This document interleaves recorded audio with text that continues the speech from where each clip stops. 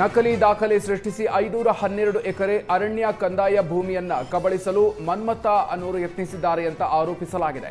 512 ಎಕರೆಯಲ್ಲಿ ಪೂರ್ವಜರಾದ ಈರೇಗೌಡ ಸಾಗುವಳಿ ಮಾಡುತ್ತಿದ್ರು.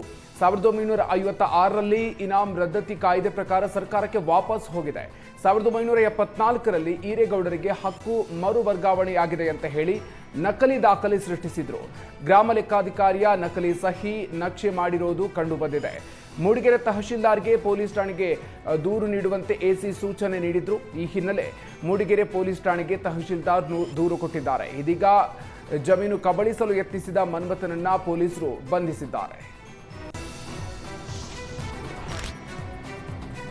ಮಾಜಿ rowdy sheeter and gang gutka paan masala ಸಾಗಿಸುತ್ತಿದ್ದ ಕಾರು ಅಡ್ಡಗಟ್ಟಿ ಹಲ್ಲೆ ನಡೆಸಿ ರಾಬರಿ ಮಾಡಿದ್ದಾರೆ. ಬೆಂಗಳೂರಿನ ಬ್ಯಾಡರಹಳ್ಳಿಯ ಬಿಇಎಲ್ ಲೇಔಟ್ ಬಳಿ ನಡೆದಿರುವಂತಹ ಘಟನೆ ಇದು. ಮುಖೇಶ್ ಬಾಯ್ ಸಣ್ಣ ಅಂಗಡಿಗಳಿಗೆ ಗುಡ್ಕಾ ಸಪ್ಲೈ ಬಿಸ್ನೆಸ್ ಮಾಡ್ತಾ ಇದ್ದ. ಕಾರ್ನಲ್ಲಿ 3.5 ಲಕ್ಷದ ಗುಡ್ಕಾ ತುಂಬಿಸಿಕೊಂಡು ಮುಖೇಶ್ ಮನೆ ಕಡೆಗೆ ಹೊರಟಿದ್ರು.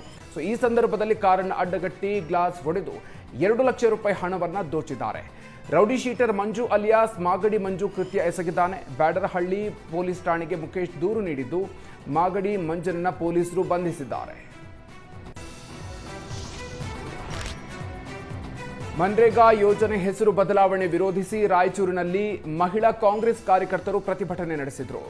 ಕಾಂಗ್ರೆಸ್ ಮಹಿಳಾ ಘಟಕದ ಜಿಲ್ಲಾಧ್ಯಕ್ಷ ನಿರ್ಮಲಾ ಬೆಣ್ಣೆ ನೇತೃತ್ವದಲ್ಲಿ ಹೋರಾಟ ನಡೆಯಿತು. ಕೇಂದ್ರ ಸರ್ಕಾರ ಮನ್ರೇಗಾ ಹೆಸರು ಬದಲಾವಣೆ ಮಾಡಿದ್ದಕ್ಕೆ ವಿರೋಧಿಸಿ ಮಹಾತ್ಮ ಗಾಂಧಿ ಫೋಟೋ ಹಿಡಿದು ಕೇಂದ್ರದ ವಿರುದ್ಧ ಆಕ್ರೋಶವನ್ನ ಹೊರಹಾಕಿದ್ರು. ಯುಪಿಎ ಸರ್ಕಾರ 100 ದಿನ ಕೂಲಿ ಕೆಲಸ ಕೊಡಬೇಕು ಅಂತ ಯೋಜನೆ ತಂದಿತ್ತು. ಇದೀಗ ಬಿಜೆಪಿ ಸರ್ಕಾರ ಗಾಂಧಿ ಹೆಸರು ಅಳಿಸಿ ಹಾಕ್ತಿದ್ದಾರೆ ಅಂತ ಕಿಡಿಕಾರಿದ್ದಾರೆ.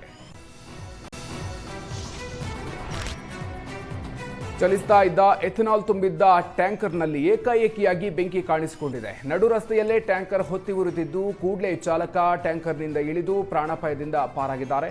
ಬಾಗಲಕೋಟೆ ಜಿಲ್ಲೆಯ ಹುನಗುಂದ ತಾಲೂಕಿನ ದನ್ನೂರು ಬಳಿ ಈ ಘಟನೆಯಾಗಿದೆ. ಬೆಂಕಿ ಕೆನ್ನಾಲಿಗೆಗೆ ಟ್ಯಾಂಕರ್ ಸುಟ್ಟು ಭಸ್ಮ ಆಗಿದೆ.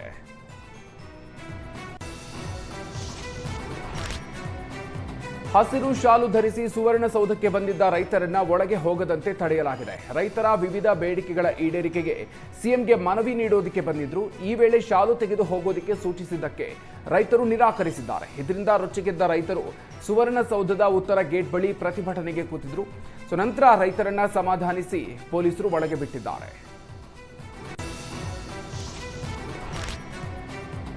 ವಲಸೆ ಬಂದ ಸೀಗಲ್ ಹಕ್ಕಿಯಲ್ಲಿ ಚೈನಾದ ಜಿಪಿಎಸ್ ಟ್ರ್ಯಾಕರ್ ಪತ್ತೆಯಾಗಿದೆ. ಇದರಿಂದ ನೌಕಾನೆಲೆಯ ಬಗ್ಗೆ ಚೀನಾ ಗೂಢಚರ್ಯೆ ನಡೆಸ್ತಾ ಇದೆಯಾ ಅನ್ನೋ ಶಂಕೆ ವ್ಯಕ್ತವಾಗಿದೆ. ಕೂಡಲೇ ಅರಣ್ಯ ಇಲಾಖೆ ಅಧಿಕಾರಿಗಳು ಹಕ್ಕಿಯನ್ನ ಹಿಡಿದಿದ್ದಾರೆ.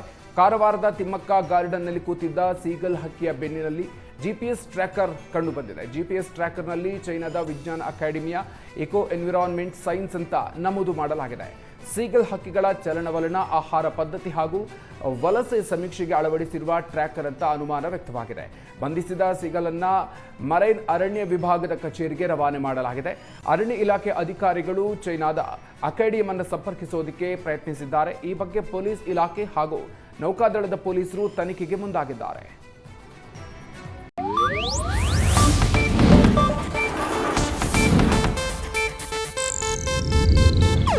ಇದು ಏಷ್ಯಾನೆಟ್ ನ್ಯೂಸ್ ನೆಟ್ವರ್ಕ್ ಪ್ರಸ್ತುತಿ.